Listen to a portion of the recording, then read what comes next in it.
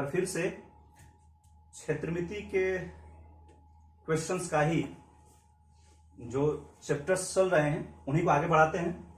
आगे आप देख रहे होंगे, शुरू करते हैं तुरंत। क्वेश्चन नंबर 1, एक घनाभ की कोर क्रमशः 4 और 2 सेंटीमीटर है, तो घनाभ का आयतन क्या होगा? घनाभ के आयतन को निकालने के लिए तीनों कोर चाहिए आपको, तीनों कोर चाहिए। तीनों कोर नहीं है तो नहीं निकल पाएगा। अगर इसका आंसर आप देखें, आंसर कौन सा दिया है, आंसर बताएंगे तो पता चल जाएगा कौन सा कोर वहां गलत था। आंसर लग रहा है 4 दूना 8 से हो गया, 8 से कटने वाला ही होगा तो 24 रहा होगा। कितना? 3 होगा। तो 4 और 3 और 2, ये बीच में 3 छोड़ दिया है, तब आंसर जाकर के 24 होगा। इसलिए छोड़ देता हूं क्वेश्चन नंबर 1 को। क्वेश्चन नंबर 2, एक टंकी 3 मीटर लंबी, 2 मीटर चौड़ी और 1 मीटर गहरी है। उसकी क्षमता कितने लीटर की होगी? टंकी की जो आयतन होता है वो LBH होता है। LBH कर रहे हैं तो कितना आ रहा है? 6 आ रहा है। ठीक, 3 गुणे 2 गुणे 1 कर रहे हैं, ये 6 हो गया। और एक चीज देखेंगे कि अगर 6 है, घन किसमें है? वो घन मीटर में है, तो अगर उसको लगाना पड़ेगा, लीटर में बनाना पड़ेगा, तो किसे गुणा करेंगे आप? 1000 से गुणा कर देंगे। इसलिए 1000 से इसमें गुणा जब कर देंगे आप तो कितना हो जाएगा? ये 6000 हो जाएगा। ये आपका आंसर हो गया। आगे देखें क्वेश्चन नंबर 3, एक घन का पृष्ठ क्षेत्रफल 1014 वर्ग सेंटीमीटर है, तो उसका आयतन कितना होगा? घन का पृष्ठ क्षेत्रफल क्या होता है? 6 × x², जो कि 1014 है, यही है ना। घन का पृष्ठ क्षेत्रफल होता है 6 गुणे भुजा का वर्ग। यहाँ x का मान आ गया कितना? 13 आ गया। जब x का मान 13 आ गया तो इसका आयतन कितना होगा? इसलिए आयतन जो होता है क्या होता है? आयतन होता है x³, इसलिए 13 का क्यूब हो गया। आंसर हो गया कितना होता है? क्यूब करना है। ठीक है, क्यूब करना है, कितना हो जाएगा? 13 क्यूब 2100। जरूरी है, कुछ हद तक तो याद रखना चाहिए और कुछ निकालने भी जाना चाहिए। हालांकि जो याद रहता है उसका जवाब नहीं है। और शुरुआत के अगर क्वेश्चंस है, अगर आपको 50 तक के आसपास का वर्ग याद आता है, 20 तक 25 तक के आसपास का घन याद रहता है, मैथ में बहुत फायदा होता है। क्योंकि निकालना एक अलग बात है, समय बहुत कम रहता है आपके पास, ये करना पड़ेगा। क्वेश्चन नंबर 4, 2 घनाकृत आकृतियों के आयतन 8 और 1 के अनुपात में है, तो उनके कोरों का क्या अनुपात होगा? क्या होगा? 2 और 1 हो जाएगा। क्यों? क्योंकि अगर आप आयतन देखते हैं तो कोर का कितना गुना निकालते हैं? क्यूब निकालते हैं, कोर का क्यूब निकालते हैं। लेकिन अगर आयतन ही पहले से दिया हुआ है तो उसका निकालेंगे। 8 और 1 दिया हुआ है तो क्या करेंगे? तब तो घनमूल निकालेंगे आप इसका, घनमूल निकालेंगे। तो घनमूल जब निकालेंगे इसका क्या हो जाएगा? 2 और 1 हो जाएगा। 2 संबंध 1, ये आपका आंसर हो गया। आगे देखें क्वेश्चन नंबर 5 ए ना। 2 गोलों के पृष्ठ क्षेत्रफल 9 संबंधित 16 के अनुपात में है, तो उनके आयतनों का अनुपात क्या होगा? फिर से देखते हैं। 9 संबंधित 16 के अनुपात में क्या है? पृष्ठ क्षेत्रफल। पृष्ठ क्षेत्रफल किसमें होता है? वर्ग में होता है। तो ये वर्ग संख्या है। अगर संख्या आप निकालेंगे तो क्या निकालेंगे? इसका वर्गमूल निकालेंगे आप, तो कितना आएगा? ये 3 और 4 आएगा। अगर जब आयतन निकालेंगे इन्हीं भुजाओं को लेकर के, तो आयतन किसमें आएगा? क्यूब में आएगा। जब क्यूब इससे कर देंगे तो कितना हो जाएगा? 27 और 64 आ जाएगा। ये आपका आंसर हो जाएगा। फिर से क्वेश्चन नंबर 5 6 है, 5 बोल गया। एक कमरे की लंबाई चौड़ाई ऊंचाई क्रमशः 12, 9 और 8 है, तो बताइए उस छड़ की लंबाई अधिक से अधिक क्या होगी जो उस कमरे में ठीक ठीक से रखा जा सके? कमरे में जो लंबी से लंबी छड़ रखी जाती है उसके लिए क्या निकालते हैं हम? कमरे का विकर्ण निकालते हैं। जब कमरे का विकर्ण निकालते हैं तो क्या निकालते हैं? रूट में L² + B² + H² निकालना है। यहाँ दिया हुआ है कितना? 12 का 144 धन कितना? 9 का कितना हो गया? 81 और प्लस 64 कितना हो गया? ये 289 हो गया। आंसर हो गया 17। ध्यान भी रखते हैं कि इसका 17 आता है, ये बहुत क्वेश्चन पूछते हैं इसे। आगे क्वेश्चन नंबर 7, किसी लंबवृत्तीय शंकु की त्रिज्या तथा ऊंचाई 3:5 के अनुपात में है। यदि शंकु का आयतन 120 घन पाई है या पाई घन है, तो उसकी तिरछी ऊंचाई कितनी होगी? पहले देखते हैं कि जो शंकु की का आयतन होता है वो क्या होता है? 1/3 पाई r का स्क्वायर, उसका दिया हुआ है, दोनों दिया हुआ। क्या है? त्रिज्या और ऊंचाई का अनुपात है 3 और 5, त्रिज्या और ऊंचाई का अनुपात। और ये अनुपात अगर था तो इसको 3x मान लेते हैं, इसको 5x मान लेते हैं। 1/3 पाई r का स्क्वायर कितना हो गया? 9x² और h हो गया 5x हुआ है। जबकि ये दिया हुआ है कितना है 120 पाई दिया हुआ है। यहाँ पर x का मान निकल जाएगा आपका, x का मान निकाल के बताइए आप कितना आ गया 8 x बराबर 8 आएगा, सही है। x क्यूब बराबर 8 x क्यूब बराबर 8 आ रहा है, इसको देखो x क्यूब बराबर 8 आ गया, इसलिए x का मान या x इक्वल टू कितना हो गया 2 हो गया। ये कितना आ गया तब 2 का x का मान इसमें रख देते हैं तो 6 हो गया और ये 10 हो गया। अब पूछ क्या रहा है तो उसकी तिरछी ऊंचाई कितनी है। अब ध्यान देते हैं कि ये जो शंकु यहाँ पर आप बना रहे हैं इसकी तिरछी ऊंचाई पूछ रहा है, ये l पूछ रहा है, जबकि दिया है h कितना है 10, ये कितना है r जो है कितना है 6। अब आपको l निकालना है तो l का स्क्वायर बराबर क्या हो गया है, ये विकर्ण हो गया। l का स्क्वायर बराबर रूट में h का स्क्वायर, अच्छा 10 का स्क्वायर कितना हो गया 100 और इसका स्क्वायर हो गया 36। l स्क्वायर अगर मैं करूंगा तो इसमें 136 आ गया। निकाल दीजिए l का मान कितना आ जाएगा 2 4 सही है 34 ना 4 34 सही है 2 रूट 34 ये आपका आंसर हो जाएगा। फिर से क्वेश्चन नंबर 8। यदि किसी बेलन के आधार की परिधि 88 सेंटीमीटर है तथा ऊंचाई जो है 42 सेंटीमीटर हो तो उस बेलन का आयतन कितना होगा। बेलन के आधार की परिधि 28 है और ऊंचाई मतलब 2 पाई आर दिया हुआ है, 2 पाई आर कितना दिया 88 है, 88 है और उसकी ऊंचाई दिया है कितना 42 एस दिया है ना, ये 42 एस दिया हुआ है। अब यहाँ देखते हैं आप पूछ क्या रहा है बेलन का आयतन। बेलन का आयतन क्या होता है पाई आर स्क्वायर एच, ये लगाना है, एच दिया है। अब यहाँ पर आप ध्यान दे लीजिए एक बात जो पहले आपको बताया गया है क्षेत्रमिति बताते समय 2 पाई आर अगर 88 है, 2 पाई आर क्या है उसकी परिमिति है, वृत्त की परिधि अगर 88 है तो उसका क्षेत्रफल कितना होगा 616 होगा। क्यों, क्योंकि यहाँ अगर 88 है तो आर क्या आएगा यहाँ तो आर बराबर आएगा 14। और याद रहना चाहिए शुरू में ही याद कराया गया है कैसे कैसे आर बराबर 14, अगर आर बराबर 14 रहता है तो आता है पाई आर स्क्वायर बराबर 616, इसलिए यहाँ पर पाई आर स्क्वायर का मान क्या आएगा 616। ये सब न निकालना पड़े, ये सब याद रहने वाली चीजें हैं तभी जाकर के होगा। पाई आर स्क्वायर से बताना है, पाई आर स्क्वायर का मान हो गया कितना 616 इंटू एच हो गया, एस वैल्यू दिया है 42 रख दिया आपने, आंसर हो गया। तब कितना आ गया 25,872 आपका आंसर आएगा।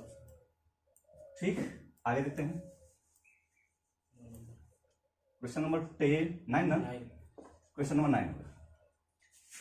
10 सेंटीमीटर भुजा के दो घनों को आपस में सटाकर रखने से प्राप्त घनाभ का पृष्ठ क्षेत्रफल क्या होगा। फिर से वही बात एक आध बार पहले बताया गया 10 सेंटीमीटर भुजा का यहाँ पर अगर घनाभ या घन हो गया, इनको आप फिर से एक बना दे रहे हैं, इसको फिर से आप सटा देंगे इसी तरह से बना करके एक इसी तरह का और यहाँ पर सटाएंगे तो क्या हो जाएगा ये दोगुना हो जाएगा। ठीक, ये दोगुना हो जाएगा। एक और कर देंगे तो 10 था ये, तो अब ये कितना हो गया है 10 और जुड़े ना, 10 और जुड़ जाएगा यहाँ पर तो कितना हो जाएगा ये 20 का हो जाएगा ये, और ये 10 10 20 हो गया, 10 और 10 ये भी हो गया। लेकिन जो ये था और ये था ये उतना ही है, तो जो हाँ LBH था वो नया जो होगा, नया जो बनेगा L कितना बन जाएगा 20, 10 10 20 बन जाएगा और B 10 ही रहेगा, H 10 ही रहेगा।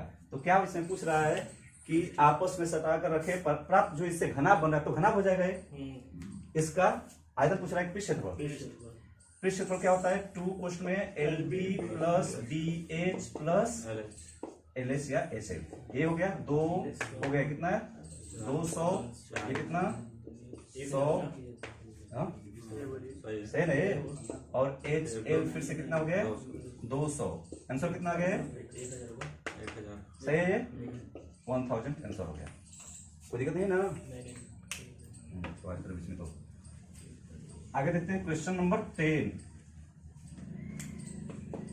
कहीं भी गलत हो रहा है, संदेह हो रहा है, तुरंत जो है बताया करो, क्योंकि तुम्ही लोगों का सहारा मुझे भी रहता है इसमें, कहीं गलत हो तो। आगे देखते हैं कौन सा क्वेश्चन है। एक आयताकार कागज के टुकड़े की लंबाई व चौड़ाई 30 और 20 है। यदि कागज को मोड़ करके बेलन का वक्र पृष्ठ बनाया जाए तो बेलन कितने तरीके से बनाए सकते हैं, है ठीक है। तो बेलन कितने तरीके से बनाए जा सकते हैं अगर कागज को मोड़ करके ऐसे बनाया जाए तो वक्र पृष्ठ या कैसे भी। एक आयताकार कागज के टुकड़े की लंबाई और चौड़ाई 30 और 20 है। यदि कागज को मोड़ करके बेलन का वक्र पृष्ठ बनाया जाए तो बेलन कितने तरीके से बन सकते हैं? 2 तरीके से बन सकते हैं उसमें, है ना? ये कैसे? अगर इस कागज को मैं लेता हूँ, आयताकार टुकड़ा है, तो एक बार हो सकता है कि ऐसे रोल करें आप, ठीक, हाँ, लंबाई को रोल करें, चौड़ाई को मान करके आधार मान देते हैं, और एक बार हो सकता है कि आप ऐसे रोल कर दें आप।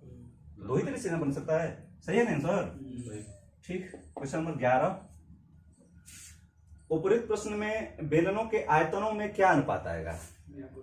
ये अब यहाँ क्वेश्चन हो गया, बेलन के आयतन में जो अनुपात आएगा वो 1.5 गुना था, इतना समझिए आप, 1.5 गुना हो जाएगा इसमें। तो अगर 3 और 2 का अनुपात है उसमें, तो मुझे लगता है कि वर्ग जब उसको करेंगे आप, नहीं दिया है वो। उपरोक्त प्रश्न में बने बेलन के आयतनों का क्या अनुपात होगा? 10 वाले से लिया है। उपरोक्त प्रश्न में क्या होता है? बेलन के आयतन का अनुपात क्या, बेलन का आयतन क्या होता है? पाई आर का स्क्वायर एच, ये होता है ना ये।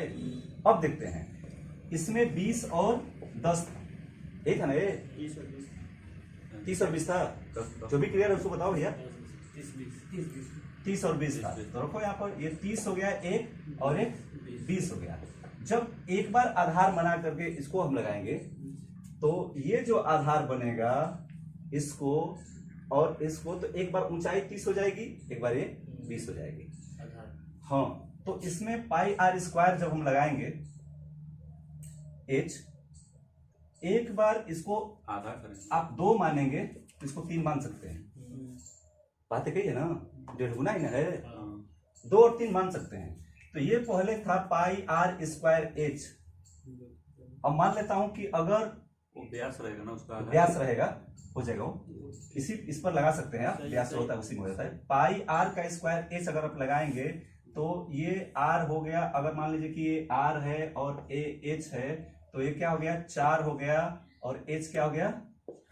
3 हो गया, सही ना ये? और फिर से अगर इसको करता तो पाई आर का स्क्वायर एच हो जाता। अब ये मान लीजिए दोबारा क्या हो जाता? ये आर हो जाता, ये 9 हो जाता, और ये एच हो जाता, मतलब 2 हो जाता। इसको आप कटाते हैं तो कितना आ गया? कितना आया? 18 है तो 2-3 आ जाएगा। 2-3 हो गया। आंसर क्या दिया है? 2-3 दिया है। आंसर देखिए, बताओ भैया, सही है? तो आगे पीछे पूछने में दिक्कत होगी, उसमें कोई बात नहीं है। 2-3 दिया है और 3-2 दिया है, देख लेना उसमें कि किसको पहले पूछ रहा है, कौन किसको हम लोग रखें, बस इतने की बात है। लेकिन इससे सजग रहना चाहिए, क्योंकि आंसर में देख रहे होंगे आप, दोनों तरह का होगा, सजग रहने की जरूरत होती है। आगे बढ़ते हैं, क्वेश्चन नंबर 12। यदि 3 सेंटीमीटर त्रिज्या के एक ठोस गोले को पिघलाकर उसी त्रिज्या के आधार का एक शंकु बनाया जाए तो शंकु की ऊंचाई कितनी होगी? 3 सेंटीमीटर त्रिज्या के एक ठोस गोले को पिघला करके उसी त्रिज्या के आधार का शंकु बनाया जाए तो शंकु की ऊंचाई कितनी होगी, यही देखना है। ठीक, शंकु की ही त्रिज्या उतनी है, तो शंकु का आयतन होता है 1/3 पाई आर का स्क्वायर। आर दिया हुआ है ना, दिया ना, दोनों का आर 3 ही है ना, तो आर का स्क्वायर 9 हो गया, और ये क्या हो गया? एच, यही पूछ रहा है। और पहले क्या दिया है? गोला है, तो गोले का आयतन 4/3 पाई आर क्यूब, आर 3 ही था, तो क्यूब कितना हो गया? 27 हो गया। ये आपको बता देना है। यहाँ पर सीधा क्या एच का मान आएगा? एच का मान बताइए। एच बराबर 12 सही है, 12 भी सही है, आंसर हो गया। आगे देखते हैं, क्वेश्चन नंबर 13। किसी रोलर का व्यास 2.4 तथा लंबाई 1 पॉइंट ही है, ठीक है, 1.68 मीटर है। ये रोलर का व्यास है। रोलर मतलब क्या? रोलर मतलब बेलन। तो बेलन है यहाँ, बेलन, और बेलन का आर जो हो गया वो कितना गया? 1.2 हो गया, 1 है। और उसकी लंबाई का मतलब वही एच हो गया। लंबाई आप एल निकाल लें या क्वेश्चन में एच जो मानते हैं उसी लिख लें। कितना हो गया वो? 1.68 है। और बेलन जो रोल करता है, किससे रोल करता है? अपने वक्र पृष्ठ से रोल करता है, हमेशा समझते हैं। समतल करेगा तो किससे करेगा? वक्र पृष्ठ से। तो रोल करने में कितना चक्कर लगाता है? 1000 पूर्ण चक्कर लगाता है। तो मैदान का क्षेत्रफल क्या होगा, यही बताना है। तो मैदान का क्षेत्रफल निकालने के लिए आपको उसके वक्र पृष्ठ का क्षेत्रफल निकालने के बाद 1000 का गुणा कर देना है। बेलन जो है ये किससे रोल करना है? इस तरह से। इसी बात को आप देखते हैं यहाँ पर कैसे हो गया है? 2 पाई आर, आर दिया है 1.2, एच दिया है 1.68, और इसमें किसका गुणा कर देना है? बिल्कुल, इसमें 1000 का यहाँ पर गुणा कर देना है, हो गया, आंसर हो जाएगा। 22/7 को यहाँ पर पाई को घटा दीजिए, पाई में नहीं दिया है ना नीचे, नहीं कट जाएगा वो 22/7 पाई को यहाँ पर घटा दीजिए, इंटू 22/7 हो गया है। कभी गुणा कर लेंगे तो पॉइंट कर जाएगा। ठीक, बिल्कुल एक पॉइंट कट गया, इसको घटा देने में क्या हो गया है, पॉइंट पूरा एक point पॉइंट कट गया सब।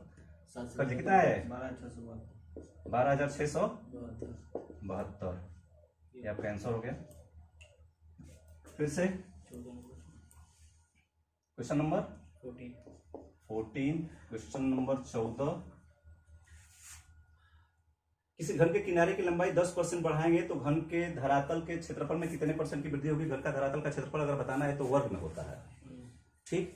तो 10% है और उसको 10% बढ़ाएंगे तो कितना 21% हो जाएगा, क्यों, क्योंकि वर्ग में होता है, ठीक है। अगर ऐसे भी नहीं समझ में आता है कि इतना जल्दी, तो एक बार और कर सकते हैं। मान लीजिए पहले भुजा 10 था, तो पहले आयतन कितना होगा 100, अब भुजा कितना हो गया 11, क्योंकि 10% बढ़ाएंगे 10 को तो कितना बढ़ेगा 11, तो अब 11 हो गया, तो इससे कितना हो गया 121 हो गया, तो कितना बढ़ गया 21। ये भी समझ सकते हैं आप। Question number 15। 14 मीटर लंबे तथा 4 मीटर त्रिज्या वाले एक ठोस बेलन को पिघला करके शंकु बनाया जाता है। यदि शंकु की त्रिज्या बेलन के त्रिज्या के बराबर हो तो शंकु की ऊंचाई कितना है, ठीक। 14 मीटर लंबे और 4 मीटर त्रिज्या वाला एक ठोस बेलन को पिघला करके शंकु बनाया जाता है। तो बेलन का आयतन पहले देखते हैं और शंकु का आयतन, ये दोनों बराबर ही ना है, पिघला कर ही बनाया जाता है। तो बेलन का आयतन बराबर शंकु का आयतन, बेलन का आयतन होता है पाई r स्क्वायर h, आर दिया इसका 4 है, बोलते जाना भाई, r स्क्वायर h, h कितना दिया है 14 ठीक, बराबर शंकु का आयतन 1/3 पाई, अब उसमें कुछ अंतर किया है, क्या है यहाँ, यदि शंकु की त्रिज्या बेलन की त्रिज्या के बराबर है तो r स्क्वायर, तो ये भी हो गया 1/3 पाई r स्क्वायर, मतलब ये भी तो 16 हो गया, और h बताना है, यही ना, ये बताना है। हालांकि इसको छोड़ दिए होते आप तो भी तो कट ही जाता, लिख दिए तो भी कोई बात नहीं हो सकता है, काम आता नहीं तो छोड़ दिए होते तो भी कोई बात नहीं होती। इसका माना जाएगा, यहाँ कितना आ जाएगा 42 H42, ये आपका आंसर हो गया। कुछ और सवाल देखते हैं। Question number 16। एक घनाकार कमरे की भुजा 10 मीटर है, घनाकार कमरे की भुजा 10 मीटर है, और फिर दिया है कि एक विद्यार्थी अगर 5 घन मीटर जगह घेरता है तो कितने विद्यार्थी होंगे। हमें क्या करना है कि घनाकार कमरे के आयतन में एक विद्यार्थी जितना आयतन घेर रहा है उसका भागा दे देना है। तो घन का आयतन भुजा का घन होता है जो कि 10 है, तो उसका घन कितना हो जाएगा 1000 हो जाएगा। और एक विद्यार्थी कितना घेर रहा है 5 घन मीटर में दे दिया था, कई बार उसका आयतन दे दिया था, वो अपना जगह लेकर के और ऊंचाई तक भी कमरे के, तो ये तो भागा आपने दे दिया, बस हो गया। कितना गए 200 हो गया, ये आपका आंसर हो गया। 200 विद्यार्थियों की संख्या है। आगे चलेंगे, क्वेश्चन नंबर 17। 3 घन जिससे किनारे क्रमशः 2, 3, 4 है, पिघला करके नया घन बनाया जाता है तो नए घन का किनारा कितना होगा। अगर पिघला करके नया घन बनाया जाता है तो आयतन तो उसके बराबर ही जाएंगे, ठीक। तो जो घन बड़ा बनेगा और बड़ा घन बना रहे हैं तो 2, 3, 4, 2, 3, 4, ये 3 घन थे, घन A, B, C, तो इनके जो आयतन होंगे, 2 का घन कितना हो जाएगा 8 घन में होता है, आयतन किसमें घन में होता है, 2 का 8 हो गया, इसका 27 हो गया, और ये 64 हो गया। जो नया घन बनेगा इसका आयतन क्या होगा, नए घन का आयतन जो होगा इन सभी का क्या होगा योग होगा, जोड़ दिया आपने, कितना आ गया 99 है, सही ना, ये 99 है। इस अगर नए घन का आयतन 99 है तो ये क्या है x³ बराबर 99 है। अब आपको लगाना क्या है, किनारा बताना है, मतलब x का मान बताना है, यही ना, ठीक है। x का मान लगभग कितना आ जाएगा, हाँ इतना ही दिया है, जब इतना ही दिया तो सही है, कोई दिक्कत नहीं, ये आपका आंसर हो गया। आंसर में अगर ऐसे दिया है तो कोई दिक्कत नहीं। आगे देखते हैं क्वेश्चन नंबर 18। किसी घन का पृष्ठभाग का क्षेत्रफल 600 वर्ग सेंटीमीटर है तो उसके विकर्ण की लंबाई कितनी होगी। अगर पृष्ठीय क्षेत्रफल उसका 600 है तो घन का पृष्ठीय क्षेत्रफल क्या होता है 6 इंटू भुजा का स्क्वायर होता है, कितना दिया है 600, x स्क्वायर का मान कितना आ गया है 100 और x का मान आ गया 10। जब आ गया तो क्या पूछ रहा है, उसके विकर्ण की लंबाई कितनी होती है। तो घन के विकर्ण की लंबाई होती है भुजा √3, इसलिए इसका विकर्ण हो गया 10√3, यही है ना, ये आपका आंसर हो गया इसका। आगे देखते हैं क्वेश्चन नंबर 19। एक समूहाकार कमरे का व्यास तथा उसका ढलवा ऊंचाई का मतलब एल होता है, क्रमशः 14 और 50 है। तो व्यास अगर 14 था तो आर कितना हो गया? 7 से दिया था ना, 28 था। ठीक, तो आर कितना हो गया? 14 हो गया। और क्या दिया था? एच, तिरछी ऊंचाई हो कुछ। तिरछी ऊंचाई तो एल कहिए, एच नहीं कहिए। कितना है? 50। ठीक, ये दिया हुआ है। अब क्या पूछ रहा है? अगर ऐसे है, कौन सा क्वेश्चन है? 19 नंबर। तो 80 पैसे प्रति वर्ग मीटर की दर से उसकी गोलाकार सतह पर सफेदी कराने का खर्च क्या आएगा? गोलाकार सतह का मतलब पृष्ठीय क्षेत्रफल है। पृष्ठ क्षेत्रफल पर 80 पैसा प्रति वर्ग मीटर की दर से अब उसको सफाई कराना है। अब क्या निकालना है? आपका पृष्ठ क्षेत्रफल शंकु का निकालने के बाद क्या कर देना है? 80 से गुणा कर देना है। तो यहाँ कुछ नहीं करना है। पृष्ठ क्षेत्रफल क्या होता है? पाई आर एल, 22/7 आर दिया है 14, एल दिया है 50 और 80 पैसा से गुणा करना है, 4/5 कर दूंगा। क्यों? 80 पैसा को अगर रुपए में बदलूंगा तो 80/100 करूंगा तो कितना आएगा? 4/5 आएगा। देख रहे हैं, हो गया? माना जाएगा? कितने को कितना है? सही है ना ये? 1760। आके भी देखते रहो ना, यानी कि बैठे तो फिर यहाँ कुछ और लिखा है, आंसर सिर्फ सही बताने से नहीं। यहाँ देखते हैं आगे, क्वेश्चन नंबर 20, अंतिम सवाल आएगी। किसी घनाभ की लंबाई चौड़ाई क्रमशः 8 और 7 का अनुपात है। यदि घनाभ का आयतन 1120 है, ऊंचाई 5 है, तो घनाभ की चौड़ाई उसकी लंबाई से कितना कम होगी, ये देख लेना है। अब बताना है कि किसी घनाभ की लंबाई चौड़ाई क्रमशः इतना है, आयतन 1120 है, तो लंबाई चौड़ाई का वहां पर अनुपात दिया है ना, 8x गुणे 7x गुणे 5 दिया है ना, तो दिया है ना, तथा ऊंचाई दिया है। किसी घनाभ का आयतन इतना है तथा ऊंचाई 5 है, तो घनाभ की चौड़ाई उसकी लंबाई से कितना कम होगी, बस यही बताना है यहाँ पर। और यहाँ पर दिया है 1120 है, 1120, तो यहाँ पर x का मान आ जाएगा। क्लियर करके x मान होते पहले 2 हो गया। अब जब 2 हो गया तो आपका ये हो गया 16 और ये हो गया 14 और इन्हीं का अंतर पूछ रहा था, कितना आ गया? 2 आपका आंसर बताना था। क्या बताना था? ठीक है ना, अंतर बताना है, तो 2 आपका आंसर सही हो गया। फिर आगे देखते हैं आप, 20 हो गए हैं ना, बंद कर देते हैं, फिर अगले वीडियो में।